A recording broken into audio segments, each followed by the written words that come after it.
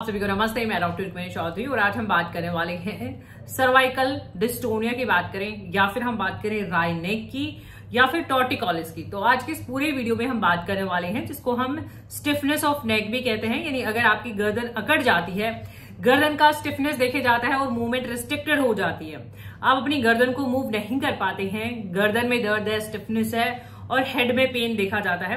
तो आज के इस पूरे वीडियो में हम जानकारी देने वाले हैं कि ये क्या प्रॉब्लम है और इसके पीछे क्या वजह है और best homeopathy effective homeopathy medicine diagnosis जांच की हम बात करने वाले हैं, मैनेजमेंट की हम बात करने वाले हैं।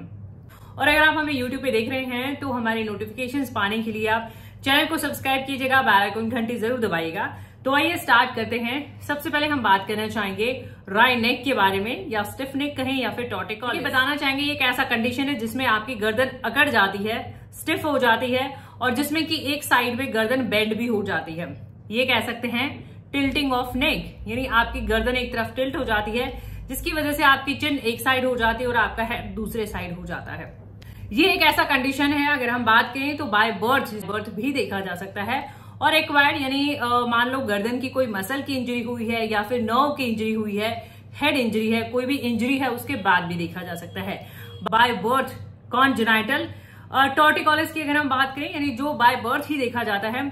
कई बार क्या होता है कि प्रेगनेंसी के टाइम पे ही बच्चे की जो पोजीशन होती है वुम्ब में, यूट्रस में ही रॉन्ग पोजीशन होने की वजह से भी जो है टॉर्टिकोलिस यानी गर्दन बेंड देखी जा सकती है। फिर बात करना चाहेंगे एक्वायर्ड, यानी आप बर्थ के बाद भी कोई मेडिकल कंडीशन है, कोई इंजरी है या फिर कोई मसल्स का ही स्टिफनेस की हमने बात करी, स्कैरिंग की बात करी, ये कॉजेज में देखे जाते हैं कि किस वजह से ये कंडीशन देखा जा सकता है। तो ये हमने यहाँ पे बताया, इसके पीछे ये वजह हो सकती है, आपकी नर्व इंजरी है, मसल इंजरी है, हेड इंजरी है, तो ये कॉजेज बन जाते हैं। टाइप्स ऑफ टॉर्टिकोलिस कि ये जो स्टिफ नेक है, राई नेक है, ये कितने तरीके की होती है, कौन कॉमन है और किसमें ज्यादा प्रॉब्लम देखी जाती है।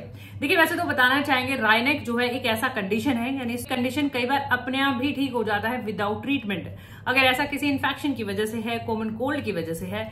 बट कई बार ये क्या होता है, ये रिलैप्सेस होते रहते हैं इसके, यानी ये कंडीशन जो है ठीक होती है और फिर हो जाती है, तो और कई बार ये परमानेंट भी देखी जाती है। तो टाइप्स में सबसे पहले हम बात करना चाहेंगे टेम्पररी टॉर्टिकोलिस, यानी ये एक ऐसा कंडीशन है जो आपको किसी कॉमन कोल्ड जुकाम के बाद या फिर आपके सर्वाइकल लिम्फ नोड, यानी गर्दन के जो लिम्फ नोड है उनका इनलार्जमेंट हो जाता है या कान का कोई इन्फेक्शन है, तो इसमें भी टेम्पररी आपकी नेक जो है टिल्ट हो सकती है, जो कि जैसे ही आपका इन्फेक्शन ठीक हो जाता है नॉर्मल भी हो जाती है, इसलिए हम इसको टेम्पररी टॉर्टिकोलिस कहते हैं। फिक्स टॉर्टिकोलिस, फिक्स टॉर्टिकोलिस का मतलब यहाँ पे है कि जो एक तरह से परमानेंट टॉर्टिकोलिस भी कहते हैं, ऐसा स्ट्रक्चरल प्रॉब्लम की वजह से देखा जाता है। जैसे मान लो आपकी बोन में कोई स्ट्रक्चरल प्रॉब्लम है या फिर मसल्स की कोई स्ट्रक्चरल प्रॉब्लम है, तो वो जो टॉर्टिकोलिस यानी टिल्टिंग ऑफ नेक है वो परमानेंट देखा जाता है। मस्कुलर टॉर्टिकोलिस जो सबसे कॉमन देखा जाता है क्लिनिकली भी, और इसका मतलब ये है कि आपकी मसल्स में डैमेज होने की वजह से, स्कैरिंग होने की वजह से या स्टिफनेस होने की वजह से जो है आपकी गर्दन टिल्ट हो जाती है, जो कि कॉमन है और जो कई बार अपने आप ठीक भी हो जाता है। रेयर कंडीशन है बट यस क्लिनिकली देखा जाता है, जिसको कि हम सर्वाइकल डिस्टोनिया भी कहते हैं। सर्वाइकल डिस्टोनिया जिसमें क्या देखा जाता है कि आपकी गर्दन जो है टिल्ट होती है एक साइड में और स्पैज्म भी आते हैं, यानी स्पैज्मोटिक कंट्रैक्शंस और भी देखी जाती है। ऐसी गर्दन की और हेड की एक ऐसी मूवमेंट जिसपे कंट्रोल नहीं होता है, तो उसको हम कहते हैं सर्वाइकल डिस्टोनिया। अगर प्रॉब्लम है जैसे नेक मान लो टिल्टेड है, टॉर्टिकोलिस है, तो और क्या सिम्टम्स साथ में देखे जा सकते हैं। सबसे पहले तो हम यही बताना चाहेंगे, क्योंकि आपकी गर्दन टिल्ट हो रखी है, झुकी हुई है, तो आपकी गर्दन को मूव करने में, मूवमेंट में डिफिकल्टी होती है, हेड को मूव करने में डिफिकल्टी होती है, गर्दन स्वॉलेड अप हो सकती है, गर्दन की सूजन देखी जा सकती है, नेक पेन, शोल्डर पेन, कई बार क्योंकि मसल्स स्टिफ हैं, स्पैज्म है, तो गर्दन में पेन है, शोल्डर तक वो पेन भी देखा। तो बच्चे जिनको कॉन्जेनाइटल टॉर्टिकोलिस होता है उनके फेस जो है फ्लैटन देखे जाते हैं और थोड़े अनबैलेंस भी देखे जाते हैं। और बच्चों में ऐसा भी देखा जाता है कि उनका जो हियरिंग होता है और जो विजन होता है वो भी थोड़ा अफेक्टेड देखा जाता है। मोटर स्किल्स यानी जो मूवमेंट्स होती हैं उनकी वो भी डिलेड हो जाती है। इसकी बात करना चाहेंगे कि जांच कैसे की जाती है, टॉर्टिकोलिस कंफर्म कैसे होता है, क्या टेस्ट होते हैं। सबसे पहले आपका फिजिकल एग्जामिनेशन, आपका पूरा कंप्लीट मेडिकल हिस्ट्री की क्या कोई इंजरी का केस है, कोई चोट लगी है आपको, ये देखे जाना, फिजिकल एग्जामिनेशन कर लेना। सेवरल ब्लड टेस्ट, काफी सारे आपके ब्लड टेस्ट हो सकते हैं, कई चीजें रूल आउट करने के लिए। उसके बाद EMG टेस्ट हो सकता है, यानी मसल्स की जो इलेक्ट्रिकल एक्टिविटीज हैं वो देखी जा सकती हैं कि कौन सी मसल्स में जो है प्रॉब्लम है। और एक्सरे और इमेजिंग टेस्ट भी आपके हो सकते हैं, बॉडी स्कैन, जिसमें कि आपका बोन में और मसल्स में क्या स्ट्रक्चरल प्रॉब्लम है ये देखे जा सकता है। ठीक है, एलोपैथी मोड ऑफ ट्रीटमेंट की हम बात करें तो डिपेंड ये करेगा कि आपका कंडीशन कितना सीवियर है। अगर ज्यादा प्रॉब्लम देखी जाती है तो सर्जिकल अप्रोच रहता है, और अगर कम प्रॉब्लम है या डिपेंड करेगा कि किस टाइप का आपको टॉर्टिकोलिस है, थेरेपेटिक ट्रीटमेंट है। अब क्योंकि मसल्स का स्टिफनेस है, अकड़न है, तो आपको मसल रिलैक्सेंट दिए जाते हैं। पेनफुल कंडीशन है तो पेन किलर्स आपको दिए जाते हैं। ये एलोपैथिक मोड ऑफ ट्रीटमेंट रहता है। और आपको अगर हम बात करें बाय बर्थ है या फिर हम बात करें कि स्ट्रक्चरल प्रॉब्लम है, यानी हड्डियों मसल्स का एक स्ट्रक्चरल प्रॉब्लम की वजह से जो है गर्दन टिल्टेड है, तो उसमें आपकी सर्जरीज भी हो सकती हैं एडवांस केसेस। होम मैनेजमेंट की हम यहाँ पे बात करना चाहेंगे कि कैसे घर पे भी जो है आप इसको मैनेज कर सकते हैं। देखिए, सबसे पहले तो बताना चाहेंगे क्योंकि नेक का स्टिफनेस है, इवन बच्चों में भी जिनको बाय बर्थ भी होता है उनको भी सजेस्ट करा जाता है कि बच्चों को आप नेक की एक्सरसाइज कराएं, नेक की स्ट्रेचिंग की एक्सरसाइज कराते हैं तो उससे बहुत हेल्प मिलती है। हीटिंग पैड्स आपको सजेस्ट करे जाते हैं। गर्म पानी से जो है आप वहां की सिकाई कर सकते हैं, मसल्स रिलैक्स होती हैं। एक्सरसाइज आप कर सकते हैं।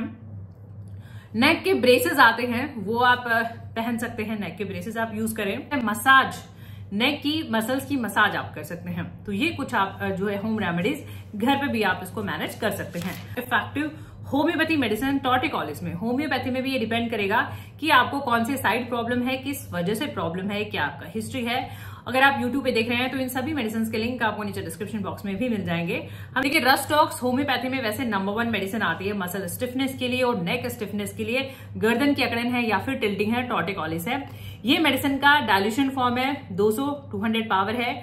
ड्रॉपर इन मेडिसिन पे लगे हुए होते हैं। गर्म पट्टी से अगर आप सिकाई करते हैं गर्म पानी से तो आपको रिलीफ मिलता है।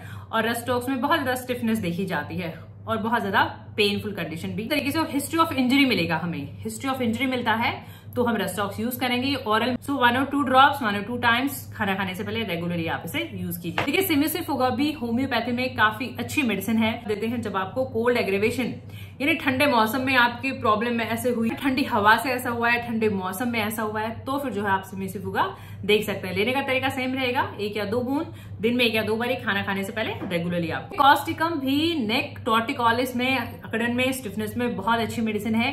कॉस्टिकम में नेक के साथ साथ आपको सर में भी दर्द होता है, पीछे सर में दर्द होगा, टियरिंग पेन, जैसे कुछ टियर अप हो रहा है तो ऐसा पेन रहेगा। 200 पावर में ही है, सेम वैसे ही ड्रॉपर की मदद से लीजिएगा, 1-2 बूंदे दिन में 1-2 बार खाना खाने से पहले। मेडोराइनम भी गर्दन की बेंडिंग में, नेक बेंडिंग में, टॉर्टिकोलिस में अच्छा है। मेडोराइनम में फॉरवर्ड बेंडिंग, यानी जो सर है वो आपका ड्रॉन फॉरवर्ड, आगे की तरफ झुका हुआ रहता है। और इसका उल्टा रहता है सिकोटा विरोसा में। सिकोटा विरोसा हम तब देते हैं जब आपका जो हेड पीछे की तरफ ड्रॉन हो जाता है, पीछे की तरफ झुक जाता है, तो सिकोटा विरोसा है, आगे की तरफ मेडोराइनम है। जिंकम मेटालिकम काफी अच्छी मेडिसिन है। जिंकम में एक तो राइट साइडेड आपको मिलेगा, गर्दन की बेंडिंग मिलेगी, स्टिफनेस मिलेगा, नेक पेन, शोल्डर पेन मिलेगा, और इवन ईयर के पीछे, कान के पीछे भी दर्द मिलेगा, और जॉ पेन, ये सारे सिम्टम्स देखे जाएंगे जिंका मेटालिकम। ये सिरप भी आप यूज कर सकते हैं, 1 चम्मच दवा का 1 चम्मच पानी का मिक्स करके 1-2 दिन छोड़ के आप इस तरीके से यूज कर सकते हैं। ऑर्थोमूव मसाज ऑयल, जैसा कि हमने मसाज की बात करी थी, तो ऑर्थोमूव मसाज ऑयल से आप नेक की मसल्स की मसाज कर सकते हैं। रिप पेन करके आता है, स्वाबे होम्योपैथी का है, ये ऑरल फॉर्म में है।